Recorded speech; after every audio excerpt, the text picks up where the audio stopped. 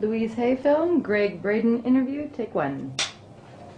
I was trained as a scientist. My background's in the hard sciences, physical sciences, the earth sciences.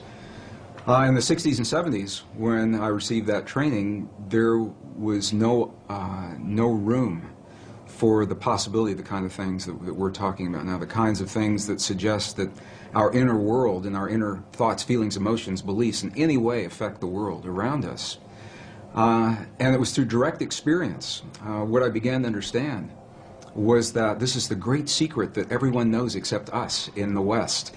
Almost any other culture that we go to, from the monasteries in Egypt and Tibet and India into Bolivia and Peru, the indigenous traditions, little villages in the Andes Mountains, they all know that there is this experience that we can have inside of our bodies that affects our world in some way, and our science simply has not allowed for that historically. Well, I was trained as a scientist, and I was trained to look in the world around me for my answers, so I began to go to these places. I began to go into the monasteries, all the places that I mentioned. And it was through the direct experience of sitting in the presence of people who have lived and practiced the kinds of traditions that Louise Hay and the other authors I'm so blessed to be sharing the stage and this information with, that they teach about. And what we begin to understand is that this is the place where science got it wrong. There are two places, two assumptions that science has made, modern science.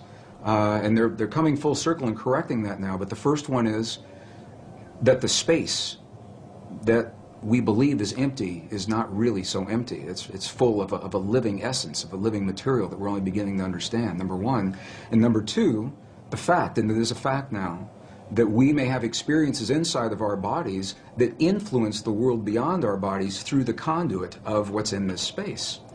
So it was in going into the monasteries and the nunneries and speaking with the indigenous people, looking at them eye to eye, heart to heart, God to God, and I could say to these people, when you just perform that miracle, when you just perform that miraculous healing, what is it that you did inside of your body to make that happen? And if I didn't understand what they told me, I'd ask them again and again and again through the translators until I understood that they were creating an experience, producing an effect inside of their bodies that my science never told me was possible or existed. And that was the path that led me. I just want to emphasize, science is good. And I believe our science is good and served us well. It simply is incomplete. And so it was that path that allowed me to flesh out the missing pieces that we're only beginning to understand today, marrying the best science of our time with the wisdom, 5,000 years of wisdom of our past, into a greater understanding. And that understanding brings us right back to the question. That's a long answer to a short question. But it brings us back to where we're only now beginning to understand that there is something that we can do in our lives that influence not only the physical body, ours and those of other people around us, but literally influence the physical reality of our world, and that changes everything. It changes everything that we in the West believe about ourselves. So as a scientist, I've also come to understand this is a very different way for many people to think about themselves and their world. And I've found that there's a learning curve that our audiences and our friends and families and coworkers in my career at the Water Fountain, this is not something that people typically talk about in a technical organization. They don't wake up in the morning and say, what kinds of feelings, what kinds of dreams, what kinds of healings did you have over the weekend? And they're talking about who won the football game and who won the lotteries. But this is where it brings us, the relevance in our lives, because we all are having experiences every day. Whether we are consciously aware of it or not, those experiences are physically affecting our bodies and our world. What Western science now is beginning to understand, only in the last years of the 20th and now the first years of the 21st century, it is now a scientific fact that the space between things is anything but empty. It is full of a living, pulsating essence that is so new, scientists have yet to agree on a single term. Some are calling it a quantum hologram, very technical sounding name. Dr. Edgar Mitchell, the former Apollo astronaut, I've had the honor of sharing a stage with him a number of times. He calls it nature's mind. Stephen Hawking calls it the mind of God. Others simply call it the field. In 1944, the father of quantum physics, Max Planck, identified the existence of this field, and he called it the matrix. He said, underlying everything that we see, our bodies included, everything we see in the world around us in our bodies, he said, there is the existence of what must be a conscious and intelligent mind. This is his language in 1944. He said that this mind is the matrix of all matter, and it's from his work that the movie series began and many of the ideas that we have today. So what we know is this, is that we have the opportunity to influence that field in ways now that we're only beginning to understand. It's done through the human heart. It's not a thinking process. Thoughts are important. The ancients made a distinction between thoughts and feelings and emotions. And it's the feelings that are centered in our heart, what are called coherent, heart-based emotions. We know that when we feel a feeling of love, compassion, understanding, forgiveness, when we change the self-esteem, that there's an effect from that it changes the electrical and the magnetic fields in our heart, and that those fields literally change the stuff that our world is made of around our bodies. Our hearts are the strongest magnetic field in our bodies, and our hearts are the strongest electrical field in our bodies, much more so than the brain. While the brain does create those kinds of fields, the heart is many times stronger. And what the science now is showing is that when you can change the field that the atom is in, you change the atom, and we're made of those atoms. So when we have feelings in our hearts, we're changing the field that connects the stuff everything is made of, and we literally are altering our physical reality in ways that sound miraculous in Western science. But again, this is the great secret everyone knows except us, because Western science has only arrived at this understanding. You go to these ancient and indigenous traditions and cultures, it's where they begin. They begin with the understanding, sure, everything's connected, and sure, we're part of it. And then they take us one step further, and they say, here, I'll show you.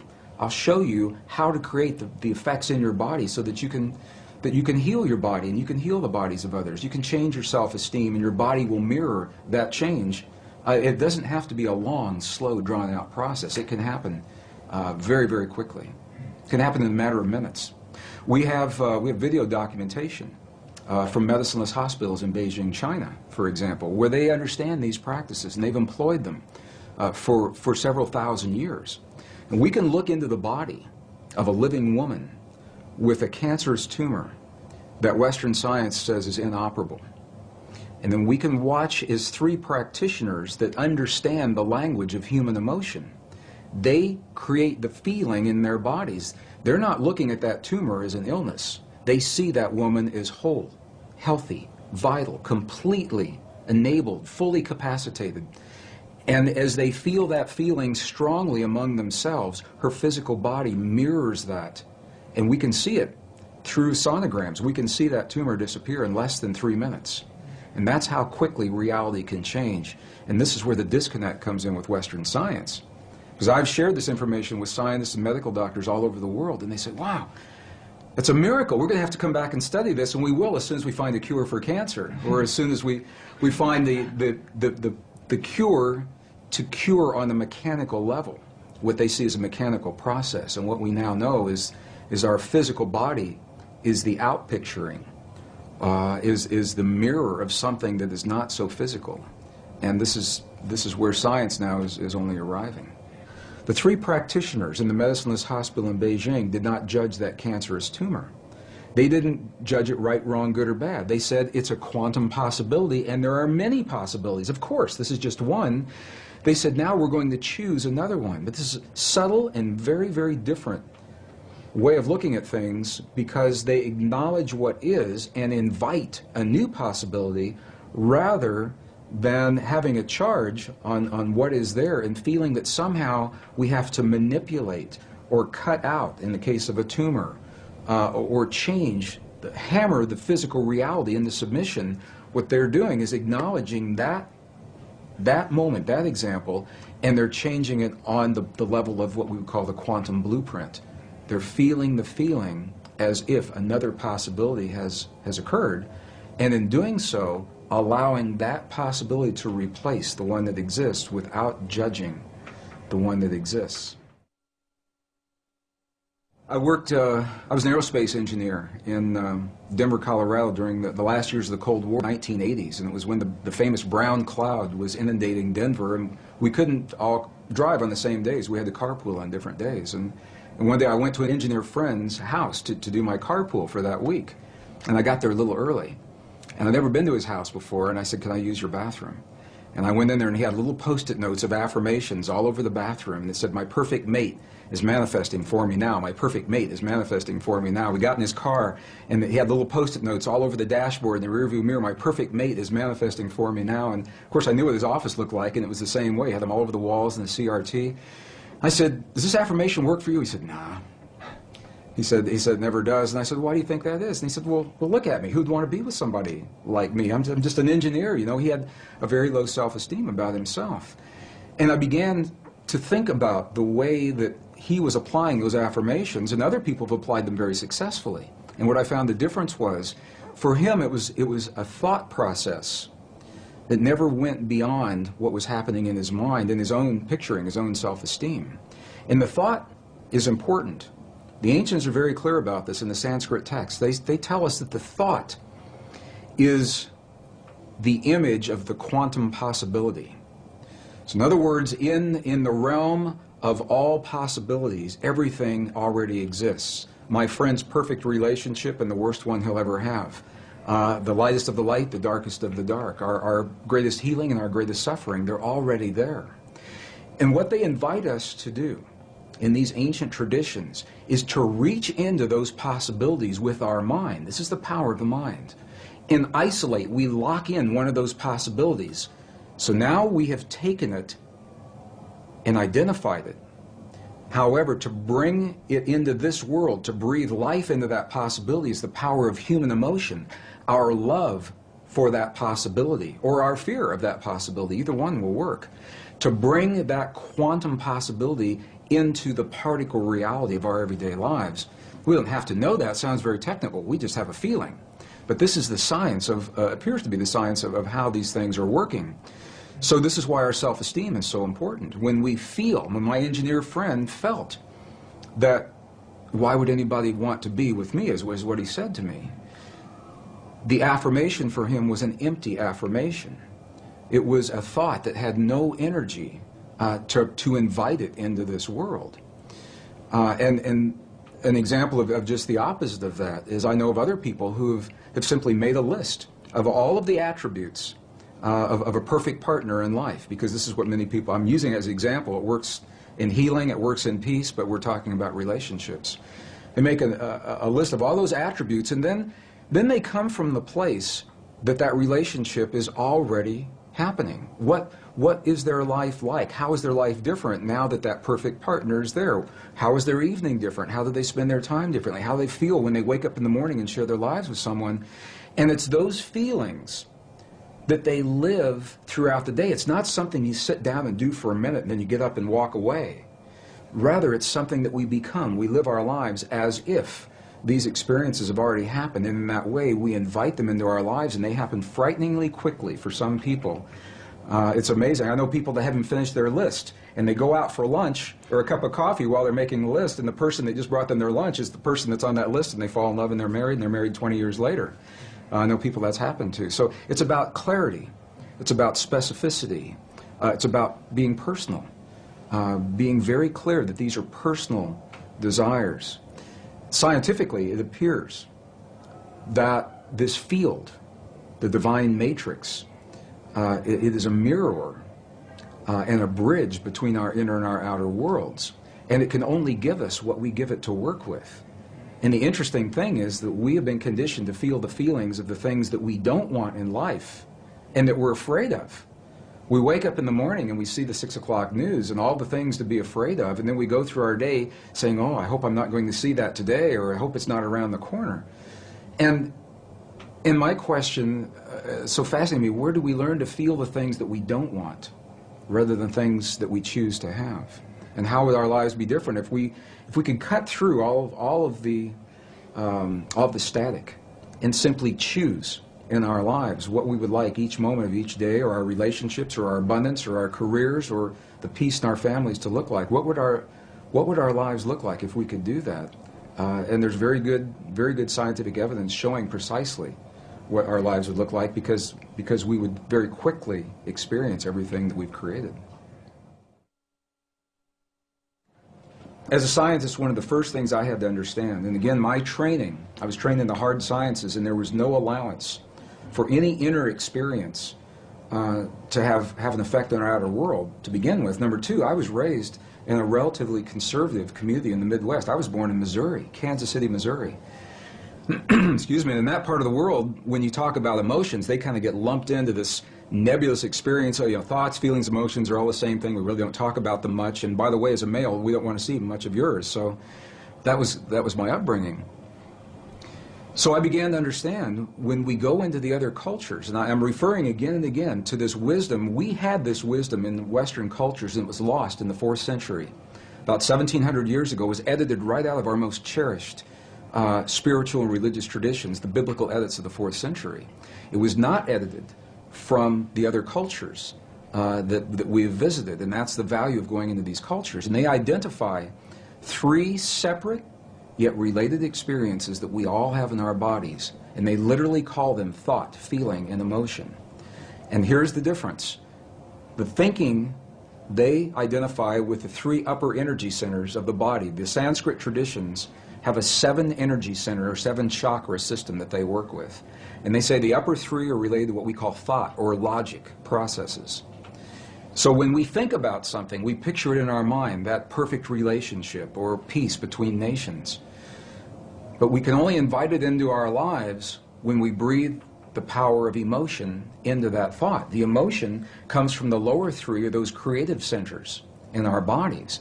So when we breathe the power of emotion into our thought, we imbue that thought with life.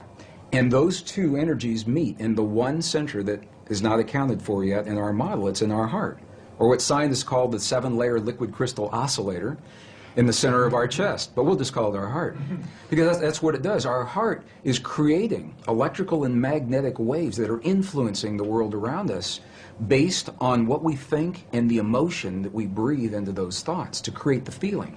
So now we've just defined feeling. Feeling, by definition, from the Sanskrit tradition, is the union of thought and emotion, creates the feeling.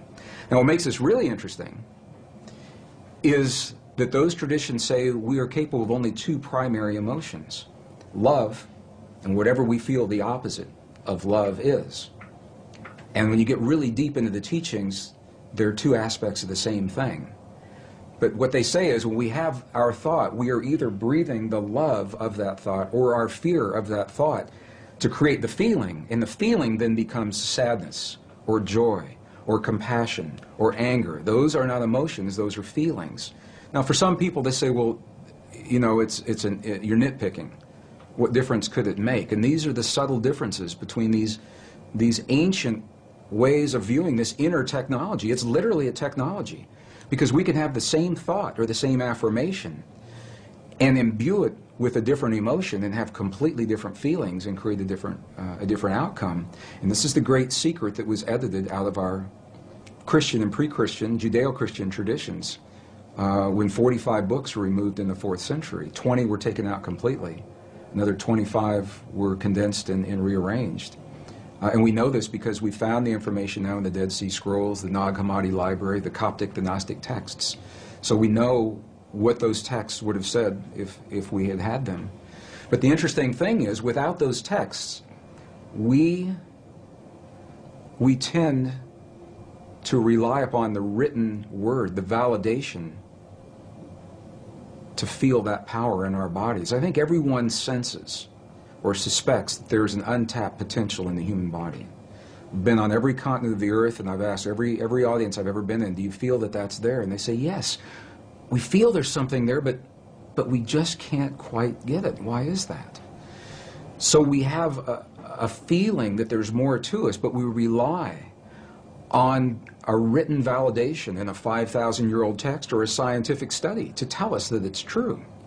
And this is, I think, the value of going into those texts, is we get to see the words that literally say, in the Gospel of Thomas, the Lost Gospel of Thomas, it literally says, when these 2 become one, when thought and emotion become one, then you'll say to the mountain, move, and the mountain will move. And I used to think that that was a metaphor. And I now have seen enough to know that moving a cancerous tumor inside the body of a living woman, that's moving a mountain to me. And it's all done from marrying thought and emotion together. In 1998, I had my first journey into the highlands of central China and Tibet. And it was during that time we were given a personal audience with an abbot, who's an elderly leader of a particular sect in the monastery. And this abbot passed just a couple of years ago, so I'm glad that we spoke with him when we did. And it was this man, I asked the question that I asked every monk, every nun, I asked the shaman in Peru and Bolivia, but I had the clearest response from this man. And I asked him a question. I said, when we see your prayers on the outside, and we see you in the chanting hall for 12, 16, 18 hours a day, and we see the bells and the bowls and the mudras and the mantras and the gongs and the chimes and the incense, when we see your prayers on the outside, I said, what are you doing on the inside? And this was the man that looked at me. He said, you've never seen our prayers, because a prayer cannot be seen. He said, what you see are the things we do to create the feeling in our body, and the feeling is the prayer. And then he turned the question on me, and he said, how do you do this in your culture? Through a translator. And I began to think about this and realized that when we lost the words in our most cherished spiritual traditions that tell us that feeling is a language that speaks to our bodies in this world, and we lost the words that validated that, we began to think that the words themselves were the prayers, and if we say, or the affirmations, and if we say those words the right number of times, the right time of day or the right time of year, that we've said our prayer or our affirmation, and then if it doesn't work, we get frustrated and we say, well, my prayer didn't work, or my affirmation's not working for me, because we lost the link with feeling and emotion. When I was in the monasteries in Tibet, and the abbot had passed, a new abbot took his place, who was already in his mid-80s. He's the new young abbot. He's already in his mid-80s. And I asked him a question, and this was in 2005, we just went back. And I asked him a question, and I said, what is the force in your tradition, in your belief system? What is the force that connects the universe? What's the force that holds everything together? And through the translator, he answered me with one word. And I thought I heard it incorrectly. And I said, would you do that again? And he came back and he answered me with one word, and he said, compassion. And I said, well, wait a minute. I said, is compassion a force that holds everything together, or is it a feeling that we experience in our bodies? And he said, yes. And that was very powerful for me to understand that, because it says that we have the ability to feel in our bodies the stuff that holds this universe together. And we're really not so different from those quantum particles in the stars beyond us, or in the tumor that's in front of us, in the suffering of our loved ones, or in the peace between the nations. It's all part of the same thing. The challenge is to make it more than an intellectual exercise. How do we know we're part of all that is?